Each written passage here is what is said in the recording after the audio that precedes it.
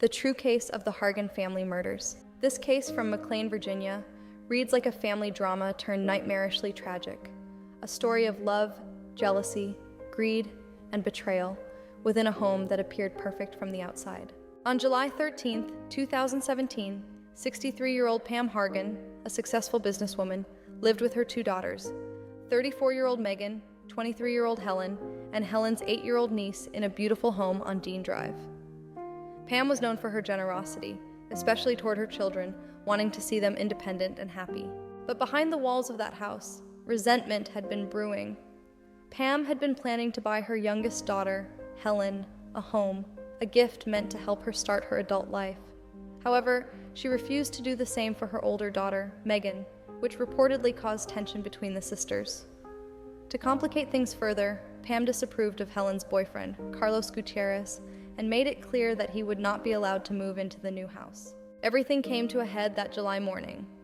Pam reportedly discovered an attempt to transfer $400,000 from her account, and the fraudulent transfer traced back to her own daughter, Megan.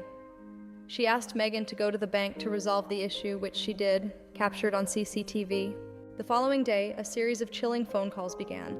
Around 11:30 a.m., Helen called Carlos, terrified, saying that Megan had just killed their mother. He urged her to call 911, but within 2 hours, all contact with Helen stopped. At 2 p.m., police received a call from someone out of state. It was Carlos, saying he feared for Helen's safety after what she'd told him. When officers arrived at the Hargan home, they made a devastating discovery. Pam's body was found on the first floor, partially covered by a blanket, a phone placed on top of her.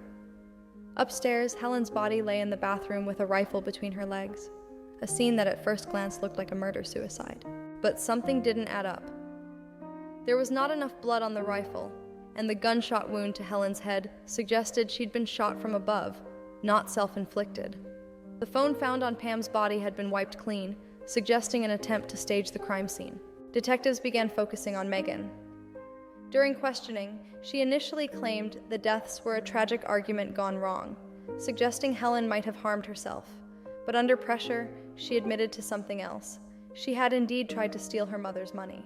Forensic and digital evidence later confirmed Megan's involvement in the fraudulent wire transfer attempt, and her behavior became increasingly suspicious.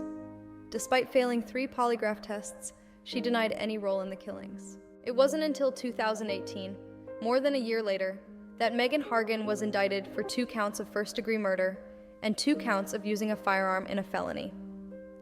Prosecutors argued that Megan's jealousy over Helen's relationship with their mother and the planned gift of a home led her to murder both women. In 2022, after a lengthy trial, Megan was found guilty and sentenced to 2 life terms, but the story didn't end there. That verdict was overturned due to juror misconduct.